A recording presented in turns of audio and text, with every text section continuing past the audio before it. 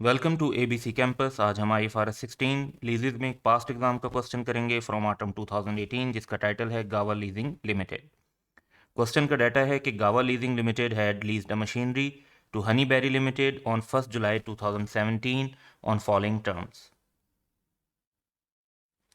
The non cancellable lease period is 3.5 years.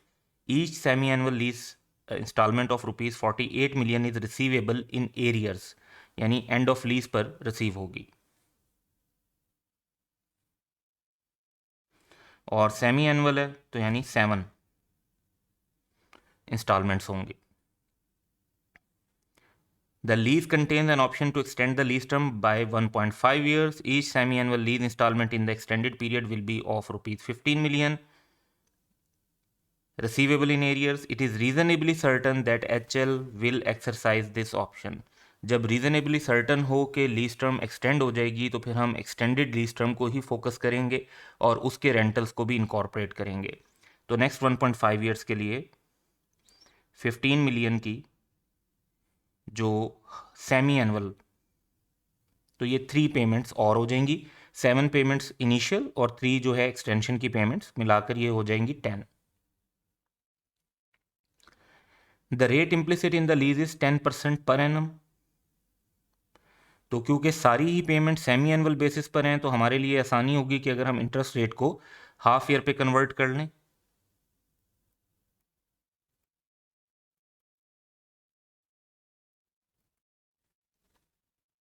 तो 5% rate use करेंगे और 10 पीरियड्स को फोकस करेंगे। Useful life of machinery is 6 years।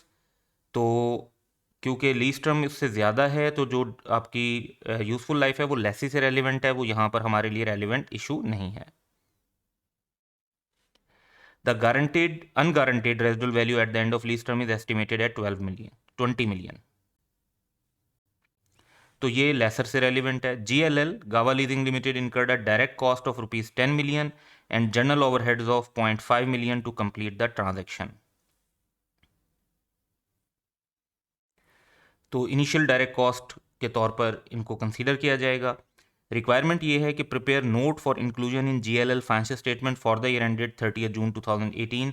लेकिन हमें जर्नल एंट्रीज पास नहीं करनी, हमें फाइनेंशियल स्टेटमेंट के एक्सट्रैक्ट्स नहीं बनाने, हमें फोकस करना है नोट पे जो कि 30 जून 2018 का है। तो जब लीज शुरू होगी उससे 1 साल बाद की सिचुएशन लेंगे। लेकिन यहाँ पर जो इम्पोर्टेंट बात है कि हमारी जो कैलकुलेशंस होंगी वो सेमी एनुअल हैं। तो हम जब 2018 तक की कैलकुलेशन कर लेंगे 30 जून 2018 तक की, तो फिर उसके बाद हम 2 कैलकुलेशन एक्स्ट्रा लेंगे ताकि नेक्स्ट 1 ईयर कवर हो जाए, ताकि हम current and non current liability को आइडेंटिफाई कर सकें। दूसरी बात जो इंपॉर्टेंट है वो ये कि हमें सबसे पहले तो नेट इन्वेस्टमेंट इन लीज की वैल्यू चाहिए। तो हम लीज का शेड्यूल जो है वो बना लेते हैं और उसके लिए जो हमें वैल्यूज़ चाहिए होंगी उनको पहले फाइंड आउट कर लेते हैं। तो first we would go towards workings.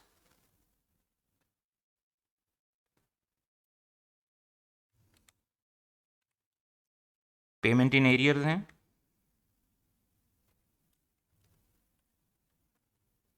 तो हमारा शेड्यूल बन जाएगा, इसमें हम इंटरेस्ट 5% पे ले रहे हैं, 10% वैसे गिवन है, लेकिन क्योंकि सेमी एनुअल पेमेंट्स हैं तो इसको हमने 5% कर लिया है, हाफ कर लिया है। तो पहली पेमेंट जो हमारी होनी है वो 6 मंथ 1 जुलाई से 31 दिसंबर 2017 को होंगे। अब opening balance of net investment in lease कितना होगा उसके लिए हमें प्रेजेंट वैल्यू कैलकुलेट करनी पड़ेगी। तो लेट्स गो टुवर्ड्स दैट।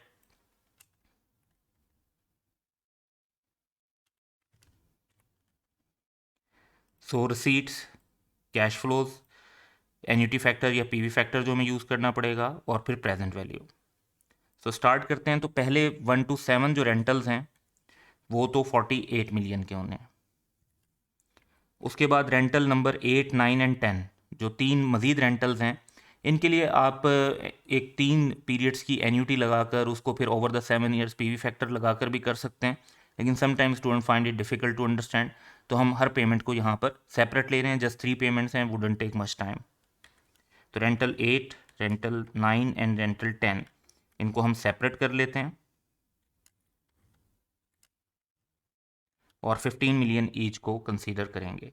इसके अलावा अनगारंटेड रेजिडुअल वैल्यू 20 मिलियन की एक्सपेक्टेड है। अब जो ये 7 रेंटल हैं, ये सीरीज ऑफ पेमेंट है, इसके लिए हम एन्युटी फैक्टर यूज़ करेंगे 5% और 7 पीरियड्स हैं, हाफ ईयर के पीरियड्स हैं लेकिन 7 पीरियड्स हैं। और बाकी क्योंकि सिंगल अमाउंट्स हैं सारी, तो उनमें हम रेलिवेंट जो है पीवी फैक्टर यूज़ करेंगे 8 ईयर्स के हिसाब से, 9 ईयर्स के हिसाब से, और इन दोनों में 10 ईयर्स के हिसाब से। तो हमारे पास प्रेजेंट वैल्यू आ जाएगी, कैश फ्लो को फैक्टर से मल्टीप्लाई करेंगे तो प्रेजेंट वैल्यू 277.75, 10.15, 9.67, 9.21 एंड 12.28। अगर हम टोटल कर लेते हैं इसका तो दैट इज़ 319.05, और ये हमारा स्टार्टिंग पॉइंट होगा अपने शेड्यूल को बनाने के लिए। 5% इसमें इंटरेस्ट ऐड करेंगे, पेमेंट लेस हो जाएगी 48 मिलियन की, क्लोजिंग बैलेंस आ जाएगा 287 का। अब हमारी जो नेक्स्ट पेमेंट होनी है वो 30 जून 2018 को होनी है। जो क्लोजिंग बैलेंस था 31 दिसंबर को, वो हमारा ओपनिंग बैलेंस बन जाएगा। इस पर हम 5% इंटरेस्ट ऐड करेंगे, 48 की पेमेंट लेस करेंगे तो हमारे पास क्लोजिंग बैलेंस आ जाएगा 253.35। तो हमारी जो actual net investment in lease eight the end of year है, जिसके हिसाब से हमने नोट्स को बनाना है, वो वैल्यू तो ये है। लेकिन अगर हम साथ के साथ करंट और नॉन करंट को आइडेंटिफाई करना चाहते हैं तो हमें अपनी कैलकुलेशंस को 1 साल आगे तक के लिए एक्सटेंड कर लेना चाहिए। और 1 साल आगे तक एक्सटेंड करने का मतलब होगा कि हमें 2 मोर पेमेंट्स इंक्लूड करनी चाहिए, जो कि क्योंकि 6 मंथ के बाद एक पेमेंट हो रही है, सेमी एनुअल पेमेंट है, तो 2 पेमेंट्स इंक्लूड करेंगे तो नेक्स्ट 12 मंथ्स इंक्लूड होंगे। तो 31 दिसंबर 2018 एंड 30 जून 2019 की हम पेमेंट इंक्लूड करेंगे। ओपनिंग बैलेंस जो कि प्रीवियस पीरियड का क्लोजिंग बैलेंस है, इसमें इंटरेस्ट ऐड करेंगे, पेमेंट लेस करेंगे, क्लोजिंग बैलेंस आएगा which would become opening balance, interest add करेंगे, पेमेंट लेस करेंगे। फर्स्ट 7 पेमेंट्स 48 की मिलियन की हैं, तो फर्स्ट 4 तो ऑब्वियसली 48 के अंदर ही फॉल कर रही हैं।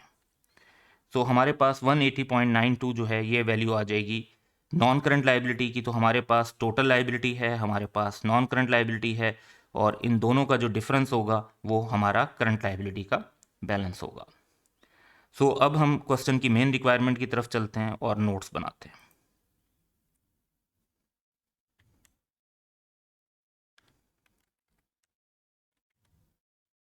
Gava Leasing Limited, notes to the financial statement for the year ended 30 June 2018।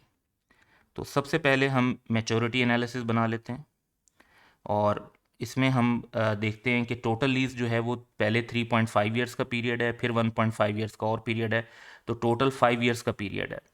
लेकिन उसमें से 1 साल गुजर चुका है, तो रिमेनिंग ईयर्स जो हैं वो 4 हैं। तो हर साल अप टू 5 ईयर्स तो हमें हर साल की सेपरेट जो है अनडिस्काउंटेड लीज पेमेंट्स को शो करना होता है, तो हम इनको सेपरेटली शो करेंगे। Less than 1 year, 1 to 2 year, 2 to 3 years और 3 to 4 ईयर्स। तो 5 ईयर्स में से 1 साल गुजर चुका है और बाकी 4 पीरियड्स के हमने बैंड ले लिए। 4 पेमेंट्स हमारी ऑलरेडी हो चुकी हैं, 2 पेमेंट्स हमारी ऑलरेडी हो चुकी हैं। उसमें नेक्स्ट जो पेमेंट्स हमारी होंगी वो 48 की 2 होंगी नेक्स्ट ईयर में, 48 + 48। तो इस तरह हमारी 4 पेमेंट्स हो जाएंगी। 5th एंड 6th पेमेंट भी 48 मिलियन की होनी है। अब 7th पेमेंट 48 मिलियन की होनी है, लेकिन 8th पेमेंट 15 मिलियन की होनी है, जैसे हमने यहाँ पे रिफ्लेक्ट किया और जैसे ये क्वेश्चन के पॉइंट नंबर 1 एंड 2 में भी बताया हुआ है। और उसके बाद जो नेक्स्ट 2 पेमेंट्स होंगी वो भी 15 की होंगी। अनगारंटेड रेजिडुअल वैल्यू को हम शामिल नहीं करते मैच्योरिटी एनालिसिस के अंदर, क्योंकि इसमें अनडिस्काउंटेड लीज पेमेंट्स को लेना होता है, और लीज पेमेंट की डेफिनेशन में गारंटेड रेजिडुअल वैल्यू आती है, अनगारंटेड रेजिडुअल वैल्यू नहीं आती। अनगारंटेड रेजिडुअल वैल्यू रिकंसिलेशन के अंदर कवर की जाती है IFRS 16 को अगर हम प्रॉपरली इम्प्लीमेंट करें। सो वी गेट 96, 96, 63 एंड 30, और इसका हम टोटल कर लेते हैं 285। ये हमारी अनडिस्काउंटेड लीज पेमेंट्स हैं। इसके साथ हमें मैच्योरिटी एनालिसिस बनाने के बाद एक, क्योंकि ये फाइनेंस लीज है, तो हमें इसमें एक रिकंसिलेशन का डिस्क्लोजर भी डेवलप करना होगा। रिकंसिलेशन में सबसे पहले तो हम यही अनडिस्काउंटेड लीज पेमेंट्स लेंगे, इसमें फिर हम अनगारंटेड रेजिडुअल वैल्यू ऐड कर देंगे। तो अनडिस्काउंटेड लीज पेमेंट और अनगारंटेड रेजिडुअल वैल्यू का जो टोटल है that is equal to gross investment in lease 305। अब हमारे पास नेट इन्वेस्टमेंट इन लीज की वैल्यू क्वेश्चन में अवेलेबल है, हमने वर्किंग में बना ली थी, एंड दैट इज 253.35। इसको हम अपने पास मेंशन कर लेते हैं। और now as a balancing figure जो डिफरेंस है वो रिप्रेजेंट करेगा अर्नड फाइनेंस इनकम को। तो 305 और 253.35 का डिफरेंस है 51.65। तो हमारा इस तरह से रिकंसिलेशन का डिस्क्लोजर भी कंप्लीट हो जाएगा। देन हम additionally net investment in lease को अगर नॉन करंट और करंट लाइबिलिटी के तौर पे प्रेजेंट करना चाहते हैं तो वो भी हम कर सकते हैं। सबसे पहले अगर हम बात करते हैं टोटल लाइबिलिटी की, जिस तरह यहाँ पर गिवन है वैसे ही हम सेम अमाउंट ले सकते हैं। और शेड्यूल में देखेंगे तो एक साल के बाद जो आपका बैलेंस बच जाता है 180.92, ये आपकी नॉन करंट बैलेंस है of the basically net investment in lease, and that would B 180.92। और जो डिफरेंस है एज अ बैलेंसिंग फिगर वो करंट लाइबिलिटी कंसीडर होगी। तो टोटल में से आप नॉन करंट माइनस कर दें, यू गेट करंट। इसमें वर्ड जो है लाइबिलिटी अप्रोप्रिएट नहीं है, हमें वर्ड एसेट यूज़ कर लेना चाहिए क्योंकि नेट इन्वेस्टमेंट है। So with this correction, that's all for today, in which we would make maturity analysis, reconciliation and net investment in lease in the non-current asset and current assets. Welcome to ABC campus. आज हम IFRS 16 लीजेस का एक model paper कर रहे हैं 2019 से। उसमें question है स्क्वायर लिमिटेड। ये मॉडल पेपर ICAP ने 2019 में जो है इशू किया था, लेकिन इसका सजेस्टेड सोल्यूशन इशू नहीं किया था। However we are sharing the suggested solution by us. तो इस क्वेश्चन का डाटा ये है कि Square Limited is a dealer of electronic items. SL acquires refrigerators of a particular model from a manufacturer at a discount rate of 15% on the retail price of ₹300,000 पर unit. यानी अगर जो retail price है जिस पर लोगों को cell किया जाता है वो 300,000 है, जो उन्हें उसकी कॉस्ट पड़ती है वो उसके से 15% कम पड़ती है, यानी 85% ऑफ 300,000 उनकी कॉस्ट होती है। ऑन 1 जनवरी 2018 जो कि उनका ईयर स्टार्ट है क्योंकि year end 31, SL sold 12 refrigerators to Cube Hotel at retail price on lease, यानी रिटेल प्राइस पर ही 300,000 के हिसाब से ही सेल किए हैं। The rate of interest implicit in the lease was 10% per annum.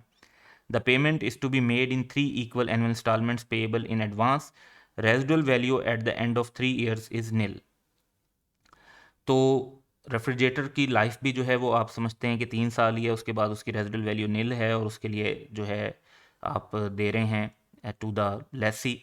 और यहाँ पर जो इम्पोर्टेंट पॉइंट है एक तो ये कि ये डीलर हैं, तो मैन्युफैक्चर डीलर वाली लीज की रूल्स अप्लाई होंगे। दूसरी बात ये कि 3 साल की लाइफ का एसेट 3 साल की लीज पर दिया जा रहा है, तो it is a finance lease. ये सेकेंड इम्पैक्ट है। और मार्केट रेट ऑफ इंटरेस्ट जो है वो 14% पर एनम। तो market rate of interest 14% per annum पर इस बात को रिफ्लेक्ट करता है कि जो रेट यहाँ पर कोट किया गया है 10%, ये आर्टिफिशियली लो रेट है और हमें इसको यूज़ नहीं करना चाहिए। लेकिन जो रेंटल्स लेसी के साथ डिसाइड किए गए होंगे वो इस 10% की बेस पर किए गए होंगे, इसको को ऐड करके किए गए होंगे, तो उससे हम एक्चुअल रेंटल की वैल्यू फाइंड आउट कर लेंगे, क्योंकि क्वेश्चन के अंदर हमें रेंटल की वैल्यू नहीं दी हुई। लेकिन अल्टीमेटली जब हम अपना लीज़ शेड्यूल बनाएंगे और नेट इन्वेस्टमेंट इन लीज़ को काउंट फॉर करेंगे तो उसके लिए हम 14% का रेट यूज़ करेंगे।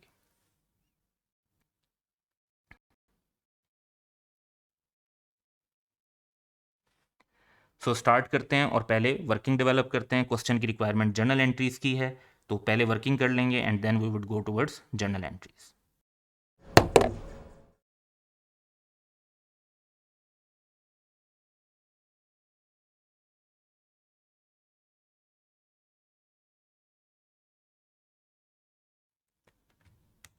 तो we need net investment in lease figure, और उसके लिए हमें एन्यूटी फैक्टर चाहिए। पहले 10% का एन्यूटी ड्यू फैक्टर, क्योंकि पेमेंट जो हैं वो एडवांस में है।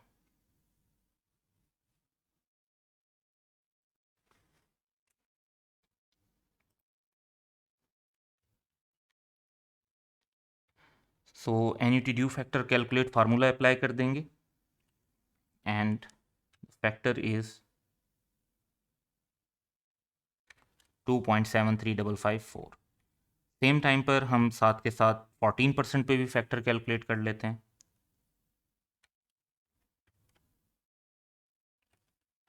And that would B 2.6467। अब हमारा जो पहला इशू है वो ये है कि हमें रेंटल फाइंड आउट करना है, तो हम उसके लिए एक कैलकुलेशन बना सकते हैं।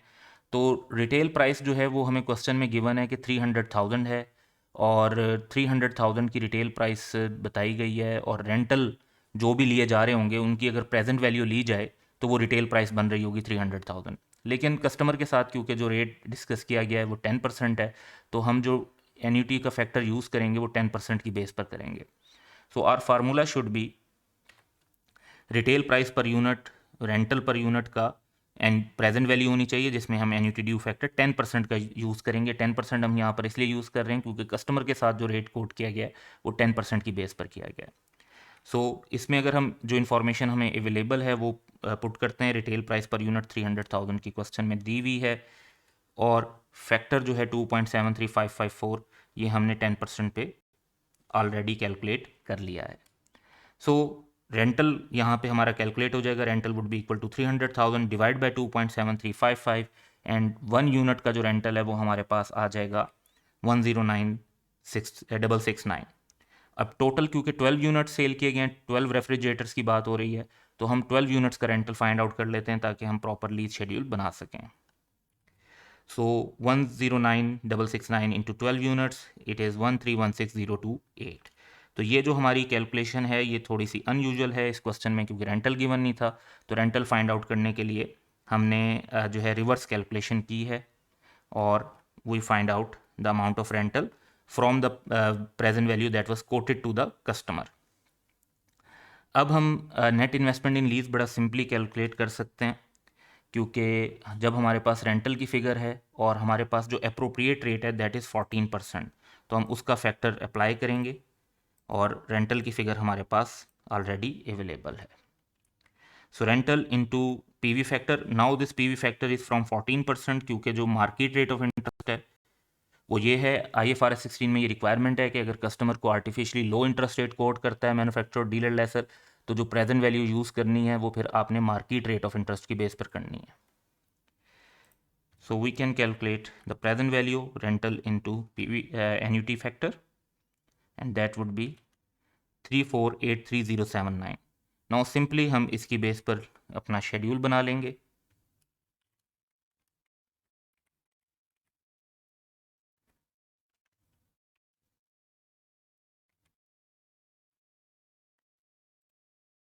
सो 1 जनवरी 2018 पहली पेमेंट, क्योंकि एडवांस में है। ओपनिंग बैलेंस हमारे पास जो नेट इन्वेस्टमेंट लीज का हमने कैलकुलेट किया ये सेम हम मेंशन कर लेंगे।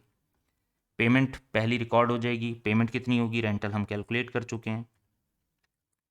नेट बैलेंस हमारे पास आ जाएगा, और उस पर 14% इंटरेस्ट हमें चाहिए होगा, तो उस पर 14% इंटरेस्ट ले लेंगे, क्योंकि जनवरी में पेमेंट हो जाएगी। जनवरी टू दिसंबर का हमने इंटरेस्ट कैलकुलेट करना है।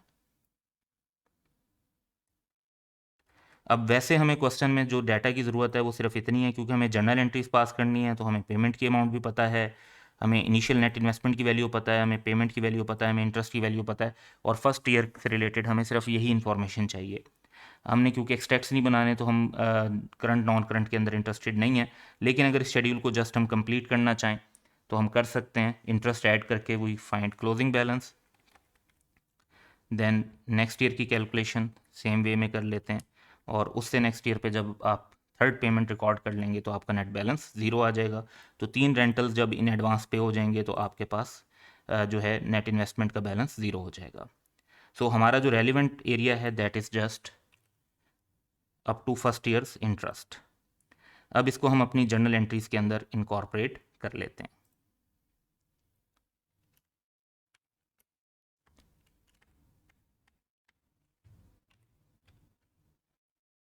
सो 1 जनवरी 2018 स्टार्टिंग डेट है। Net investment in lease record करेंगे which would be as we calculated hair.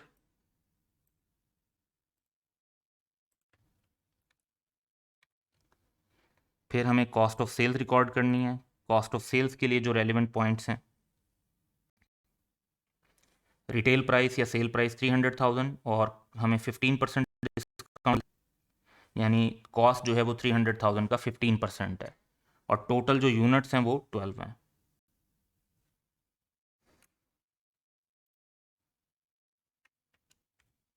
So 300,000 into 85% into 12 units, that would be 3060,000। Sales revenue भी हम उतना ही रिकॉर्ड करेंगे जितनी नेट इन्वेस्टमेंट इन लीज है, क्योंकि इस क्वेश्चन के अंदर कोई अनगारंटेड रेजिडुअल वैल्यू नहीं है। और सेम बेसिस पर जो हमारी इन्वेंट्री है वो भी कॉस्ट पे रिकॉर्ड होगी। कॉस्ट ऑफ सेल्स भी कॉस्ट में है और उसमें कोई अनगारंटेड रेजिडुअल वैल्यू हमने लेस नहीं की, तो इन्वेंट्री की वैल्यू भी कॉस्ट में हमारे पास अवेलेबल है। देन हमें फर्स्ट पेमेंट जो है वो क्योंकि एडवांस में है और फर्स्ट पेमेंट हमें रिसीव हो गई, तो फर्स्ट पेमेंट 1316,028 की हमारे पास कैलकुलेटेड है, जिसे हमने वर्किंग में कैलकुलेट किया था। सो इसको रिकॉर्ड कर लेंगे। Bank debit and net investment in lease credit, क्योंकि net investment in lease just like receivable, जब आपको पैसे रिसीव होते हैं तो आपका रिसीवेबल कम हो जाता है। नेक्स्ट जब ईयर एंड आएगा तो हमें इंटरेस्ट रिकॉर्ड करना है। इंटरेस्ट हमने कैलकुलेट कर लिया है 303387 पे, तो ये इंटरेस्ट रिकॉर्ड करने से इंटरेस्ट जब ड्यू होगा तो हमारा रिसीवेबल, नेट इन्वेस्टमेंट लीज का रिसीवेबल बढ़ जाएगा। और हमारी फाइनेंस इनकम या इंटरेस्ट इनकम हम रिकॉर्ड कर लेंगे।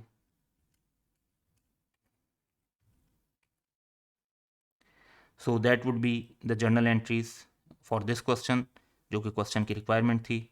Welcome to ABC campus. आज हम IFRS 16 लीजिस का एक पास्ट एग्जाम कर रहे हैं स्प्रिंग 2020 से, और क्वेश्चन का टाइटल है French Vanilla Leasing Limited. Question का डाटा है कि on 1 January 2019 French Vanilla Leasing Limited purchased a machine costing ₹200 million having useful life of 8 years.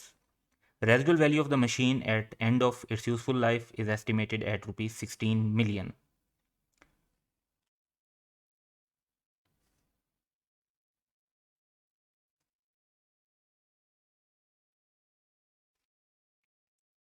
On 1st Feb 2019, FVLL entered into a lease agreement for this machine with Cotton Candy Limited for a non-cancelable period of 2.5 years. With effect from 1st March 2019, यानी जो lease की Inception date है वो तो 1st Feb है, लेकिन lease term जहां से शुरू होगी या कमेंसमेंट ऑफ लीज जो शुरू होगी वो 1st March से होगी। Under the agreement, 8 installments of ₹12 million are to be paid quarterly in arrears commencing from the end of 3rd quarter.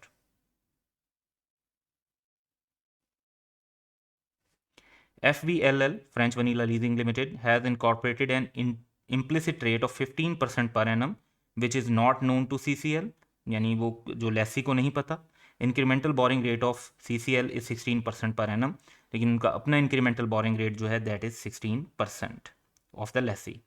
On 1st April 2019, CCL completed installation of the machine at a cost of ₹4 million and put it into use. Both companies follow straight line method for charging depreciation. So that's easy. Requirement ये है कि prepare journal entries for the year ended 31st December 2019.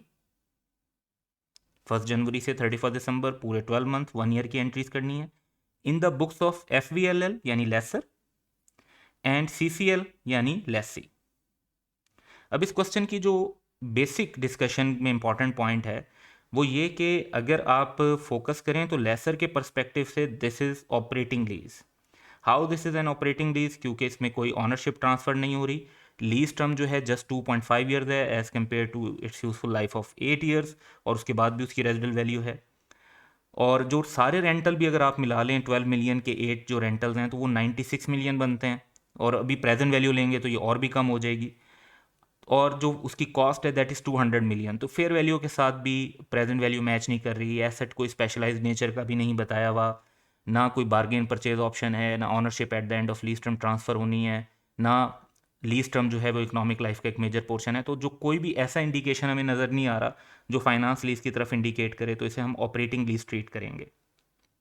So one by one हम पहले laser की accounting को cover करेंगे as operating laser, और फिर लेसी की अकाउंटिंग को कवर करेंगे राइट ऑफ यूज मेथड के साथ, जैसे रूटीन में अकाउंटिंग की जाती है। सो लेसर की अकाउंटिंग की तरफ चलते हैं।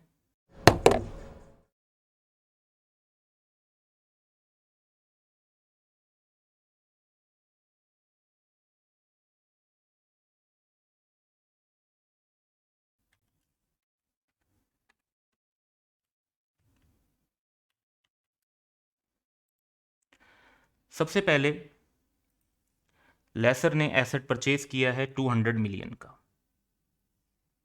तो इस एसेट की परचेज को रिकॉर्ड कर देंगे।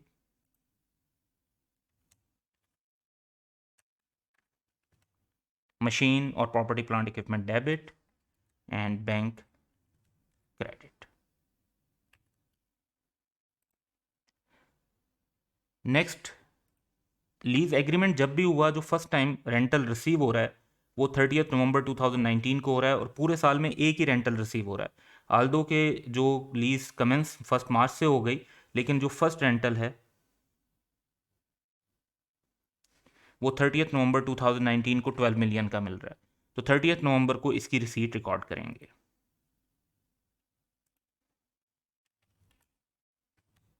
बैंक डेबिट 12 मिलियन से, और lease rental income credit. Obviously this is not the final income कि हम इनकम को कैश बेसिस पे रिकॉर्ड करें, इसको स्ट्रेट लाइन बेसिस पर करने के लिए हम ईयर एंड पर एडजस्टमेंट कर लेंगे। सो नेक्स्ट इशू इज़ कि हमें अब ईयर एंड एडजस्टमेंट्स क्या करनी है, और उसमें पहला इशू है डेप्रिसिएशन। हमें एसेट की कॉस्ट 200 मिलियन गिवन है, रेजिडुअल वैल्यू 16 मिलियन गिवन है, और यूजफुल लाइफ 8 ईयर्स गिवन है।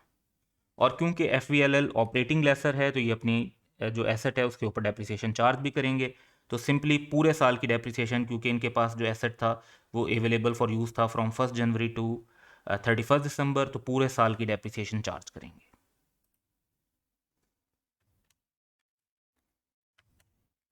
तो 200 माइनस 16 की residual value divide by 8 years, that would B 23। Same amount से मशीन या एक्यूमुलेटेड डेप्रिसिएशन भी क्रेडिट हो जाएगी। नेक्स्ट इशू ये है कि हमारी जो लीज रेंटल इनकम है वो कैश बेसिस पे रिकॉर्ड नहीं होनी, वो स्ट्रेट लाइन बेसिस पे रिकॉर्ड होनी है। तो उसकी कैलकुलेशन हम करेंगे, और उसके लिए हम डाटा देख लेते हैं मज़ीद एक बार, कि टोटल टर्म 2.5 ईयर्स है, 8 इंस्टॉलमेंट्स मिलनी है, और 12 मिलियन की मिलनी है। तो टोटल पेमेंट जो हमें मिल रही होगी उसकी बेस पर हम देखेंगे, और 1 मार्च से जो लीज टर्म है वो स्टार्ट हो रही है। तो 1 मार्च से ये बनते हैं 10 मंथ्स।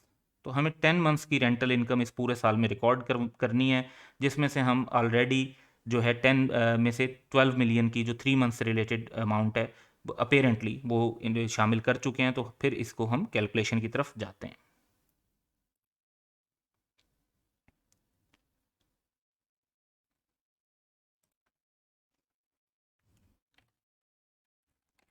सबसे पहला फैक्टर ये कि हमें टोटल रेंटल जो रिसीव होने हैं वो कितने होने हैं। सो दैट इज़ 12 मिलियन के 8 रेंटल्स हमें रिसीव होने हैं 8 क्वार्टर्स में, that would B 96 million. 96 million मिलने हैं हमें 2.5 सालों में, तो एनुअल रेंटल इनकम कितनी होगी। तो अगर पूरे 96 को हम 2.5 ईयर से डिवाइड कर दें, तो दैट वुड बी 38.4। नाउ अब हम अपनी मेन कैलकुलेशन की तरफ चलते हैं, और हम देखते हैं कि 10 मंथ्स की इनकम कितनी होनी चाहिए। मार्च, अप्रैल, मई, जून 4 महीने, और फिर जुलाई से दिसंबर तक 6 मंथ।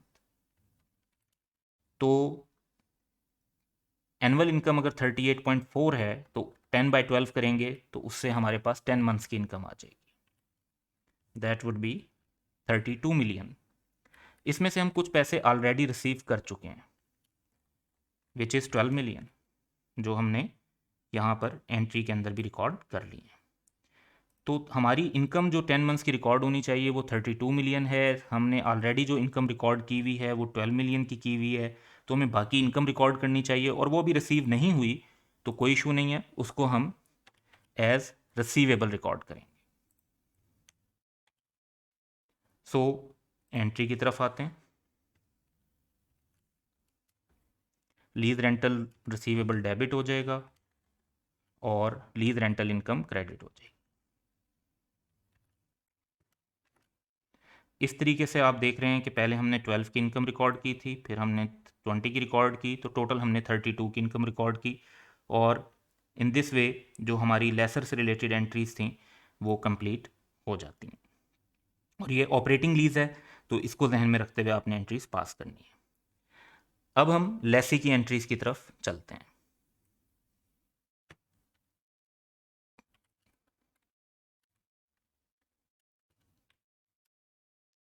लेसी की एंट्रीज में जो लीज की कमेंसमेंट है वो 1 मार्च को हो रही है। तो 1 मार्च 2019 को हमें राइट ऑफ यूज एसेट और लीज लाइबिलिटी को रिकॉर्ड करना होगा। लेकिन कितने से राइट ऑफ यूज एसेट को रिकॉर्ड करें, कितने से जो है हम लीज लाइबिलिटी को रिकॉर्ड करें, ये फैक्टर्स देखने के लिए हमें कुछ कैलकुलेशंस करनी पड़ेंगी। So let's move towards that calculation, और पहले लीज लाइबिलिटी की वैल्यू फाइंड आउट करते हैं, क्योंकि वही जो है इसमें हमें एसेट की वैल्यू फाइंड आउट करने में हेल्प करेगी। तो क्वेश्चन में हम देखते हैं 15% का जो इम्प्लिसिट रेट है, ये वैसे भी फाइनेंस लीज नहीं है और ये नॉन टू CCL है, तो they would use 16% per annum. But once again क्योंकि रेट पर एनम है लेकिन जो पेमेंट्स हैं वो क्वार्टरली हैं,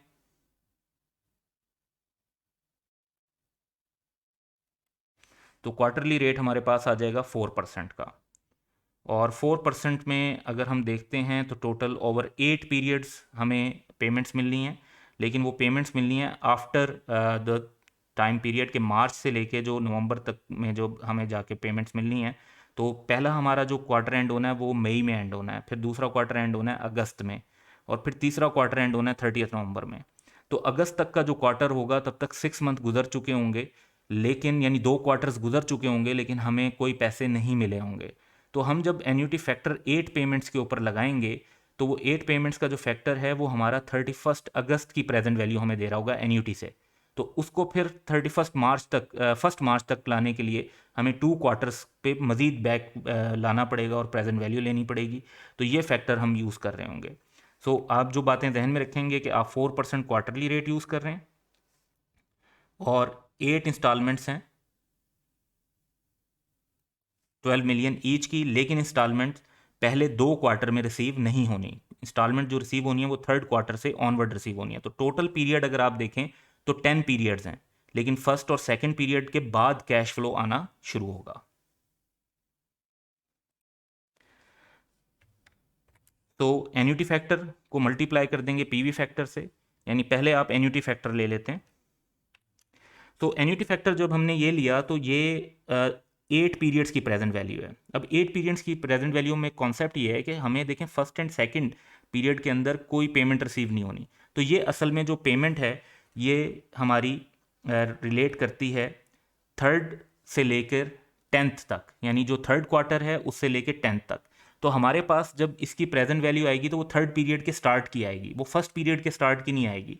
तो इसको फर्स्ट पीरियड के स्टार्ट पर लेकर जाने के लिए हम 2 पीरियड से मज़ीद इसको प्रेजेंट वैल्यू का फैक्टर अप्लाई करेंगे, ताकि ये 2 पीरियड्स और पीछे आ जाए और फिर हमें फर्स्ट पीरियड के स्टार्ट की वैल्यू मिल जाए।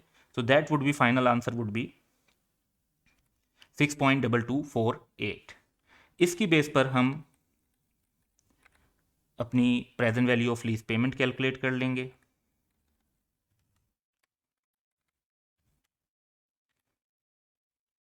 $12 million into the factor, that would be 74.70। और लीज का शेड्यूल भी साथ के साथ ही बना लेते हैं।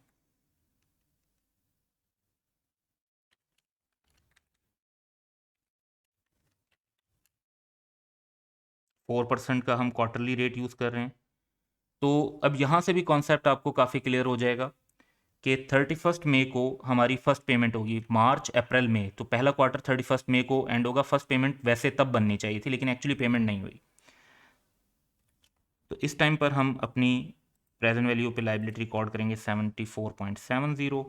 इस पर हम इंटरेस्ट रिकॉर्ड करेंगे 4% के हिसाब से 2.99, और पेमेंट इस टाइम पर नहीं होगी। हालांकि वैसे अगर हर पीरियड में पेमेंट हो रही होती तो इधर भी होती। तो we would get the closing balance of 77.69। Next quarter हमारा एंड होगा 31 अगस्त 2019 को, और ओपनिंग बैलेंस बन जाएगा प्रीवियस पीरियड का क्लोजिंग बैलेंस। इस पर हम 4% इंटरेस्ट लेंगे। वंस अगेन सेकंड क्वार्टर में भी कोई पेमेंट नहीं होगी and closing balance would be 80.79। 30 नवंबर 2019 ये थर्ड क्वार्टर का एंड है। इस टाइम पर हम ओपनिंग बैलेंस लेंगे, इस पर इंटरेस्ट लेंगे, और अब पेमेंट होगी 12 की, and we would get closing balance of 72.02 on 30th November 2019 after the payment. Next payment जो होनी है वो 29 फेब को होनी है, और 3 मंथ्स का इंटरेस्ट उस पर बनेगा 2.88। लेकिन हमें अब 3 मंथ्स का इंटरेस्ट नहीं चाहिए, हमें हमारा ईयर एंड हो रहा है दिसंबर में, तो जनवरी फरवरी का हमें इंटरेस्ट नहीं चाहिए, हमें इस 2.88 में से सिर्फ 1 मंथ का इंटरेस्ट चाहिए। तो हम इस 3 महीने के इंटरेस्ट को 1 मंथ का इंटरेस्ट पे शिफ्ट कर लेते हैं। तो that would B 0.96 million. 2.88 into 1/3 months 0.96 million. तो हर क्वार्टर का जो इंटरेस्ट है वो भी हमारे पास कैलकुलेट हो गया है, और हमारे पास जो लास्ट 1 मंथ है उसका इंटरेस्ट भी कैलकुलेट हो गया। अब यहाँ पर आप ये नोटिस कर रहे हैं कि ये 2 क्वार्टर्स भी, ये 2 पीरियड्स हैं, लेकिन 2 पीरियड्स में कोई पेमेंट नहीं है। तो जब आप अगले पीरियड्स की प्रेजेंट वैल्यू लेते हैं तो आप जो थर्ड क्वार्टर है उसके स्टार्ट तक पहुँचते हैं, तो वो आप एन्यूटी फैक्टर से पहुँच जाएंगे। लेकिन आपने इस क्वार्टर तक पहुँचे से 2 पीरियड पीछे भी लेकर आना है अपनी पेमेंट को, उसके लिए आपको 2 पीरियड्स का मजीद पीवी फैक्टर अप्लाई करना पड़ेगा। तो मैथमेटिकल इशू है। अब हम जब ये कैलकुलेशंस कर लेते हैं तो अब हम अपनी जर्नल एंट्रीज की तरफ चलते हैं, और क्वेश्चन में हम देखते हैं कि सीसीएल ने इंस्टॉलेशन पर भी 4 मिलियन की कॉस्ट लगाई है। सो राइट ऑफ यूज एसेट को वो डेबिट करेंगे, क्रेडिट करेंगे जो इंस्टॉलेशन कॉस्ट लगाई हैं 4 मिलियन की उन्हें, और लीज लाइबिलिटी जैसे अभी हमने कैलकुलेट की है 74.70 मिलियन की। सो इट मीन्स के जो राइट ऑफ यूज एसेट है वो इंस्टॉलेशन कॉस्ट को भी इंक्लूड करके 78.7 मिलियन का रिकॉर्ड होगा, यानी इन दोनों वैल्यूज़ को ऐड करके।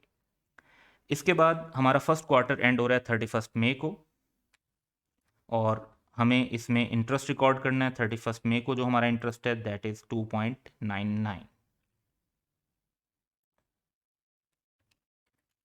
इंटरेस्ट एक्सपेंस डेबिट हो जाएगा और हमारी लाइबिलिटी इंक्रीज हो जाएगी।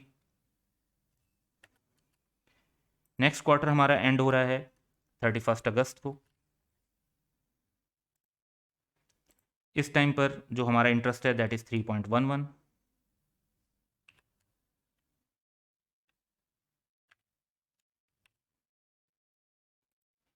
सेम एंट्री हमारी पास होगी।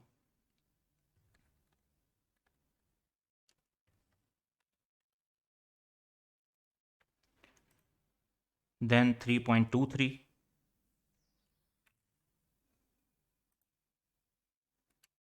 ये 30 नवंबर को हम एंट्री पास करेंगे।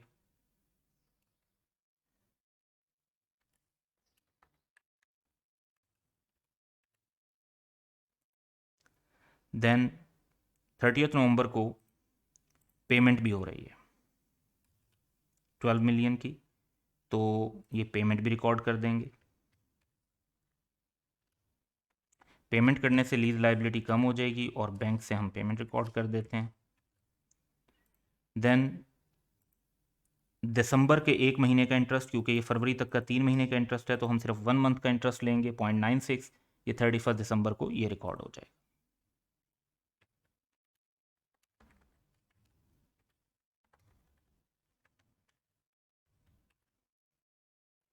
अब हमारी एक ही एंट्री बाकी बच गई है जो डेप्रिसिएशन चार्ज करनी है, क्योंकि lessee right of use asset पर डेप्रिसिएशन भी चार्ज करता है। अब यहाँ पर लेसी के पास जो एसेट अवेलेबल फॉर यूज़ हुआ है वो 1 अप्रैल से हुआ है, लेकिन जो लीज की कमेंसमेंट है वो 1 मार्च 2019 से है, विच मीन्स हमें जो डेप्रिसिएशन चार्ज करनी है वो 1 मार्च 2019 से करनी है। I-16 में ये रूल है कि आप जब एसेट अवेलेबल फॉर यूज़ होता है तब से डेप्रिसिएशन चार्ज करते हैं, लेकिन IFRS 16 में रूल है कि कमेंसमेंट डेट से डेप्रिसिएशन स्टार्ट होती है। तो कमेंसमेंट डेट 1 मार्च 2019 है और इसी टाइम से हम डेप्रिसिएशन चार्ज करना स्टार्ट करेंगे। तो दैट वुड बी 10 मंथ्स। तो एसेट की वैल्यू 78.7 मिलियन है। इसकी बेस पर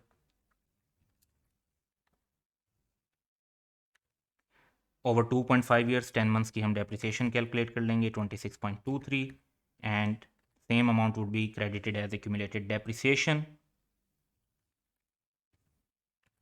and that would be all the entries. तो सेकंड रिक्वायरमेंट क्वेश्चन की ये थी कि हम लेसी के लिए एंट्रीज पास करें लेसर की एंट्रीज के अलावा। तो हमने सबसे पहले राइट ऑफ यूज एसेट और लीज लाइबिलिटी को रिकॉर्ड किया, फिर 2 क्वार्टर्स ऐसे थे जिसमें इंटरेस्ट तो ड्यू हो रहा था लेकिन पेमेंट नहीं हो रही थी, उनको रिकॉर्ड किया। देन इंटरेस्ट एक्सपेंस जो है हमने और लीज लाइबिलिटी की जो पेमेंट है उसको 30 नवंबर के जो थर्ड क्वार्टर था उसके लिए रिकॉर्ड किया। Then interest accrual for the last 1 month and depreciation for the 10 months जिसमें लीज जो है वो कंटिन्यू हुई है। सो ये क्वेश्चन की 2 रिक्वायरमेंट थी कि हम लेसर की एंट्रीज पास करें और लेसी की एंट्रीज पास करें। That's all for today. Have a good day.